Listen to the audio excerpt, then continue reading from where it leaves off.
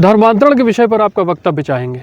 अभी हाल ही का एक इलाहाबाद हाई कोर्ट का जो आदेश आया है उसमें ये देखने को मिल रहा है, इलाहाबाद हाई कोर्ट ने स्पष्ट कहा है कि जो लोग धर्म परिवर्तन कर लिए हैं उनको अब आरक्षण किसी भी तरह से नहीं मिलना चाहिए। लेकिन वो फिर भी अगर ज़मीनी स्तर पर देखा जाए तो आज ये प्रभावी तरीके से लागू नहीं है।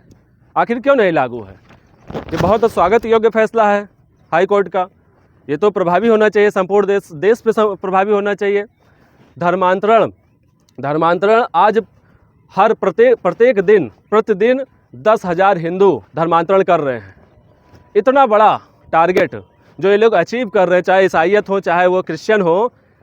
आज अगर डाटा उठा के देखा जाए तो लगभग 9 राज्यों में हिंदू अल्पसंख्यक हो गया है। 200 जिलों में हिंदू अल्पसंख्यक हो गया, 1500 तहसीलों में हिंदू अल्पसंख्यक हो गया है। तो इतना बड़ा जनसांख्यिकी परिवर्तन आखिर क्या हमारे देश को फिर से एक बार पुनः जो है तोड़ने का प्रयास नहीं चल रहा है? ये जो लोग इसके पीछे जो उनका माइंडसेट है, जो उनका उद्देश्य है, आज उन्हीं के झांसे में हमारे जो SC ST वर्ग के लोग हैं वो फंसे हैं। हमारे यहाँ जो हमारी संस्कृति रही है, जो हिंदू परंपरा रही है, जो हिंदू धर्म रहा है, आप उससे क्यों नहीं दो चार होते हैं?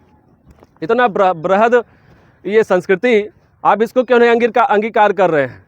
क्या इसमें कमी है? यदि आपको कहीं कोई चीज़ नहीं समझ में आ रही है, हम देखते हैं कि अभी कुछ तथाकथित अम्बेडकरवादी जो स्वयं को अम्बेडकर का अनुयायी मानते हैं, वो लोग मनुस्मृति की प्रतियां जलाए हैं। अरे भाई, आप मनुस्मृति को छोड़िए, आप हमारे हिंदू धर्म के जो धर्म ग्रंथ हैं आपने उसको कितना पढ़ा है, कितना अध्ययन किया है? क्या जानते हैं आप उसके बारे में? सिर्फ और सिर्फ आपका ब्रेन वॉश किया गया है।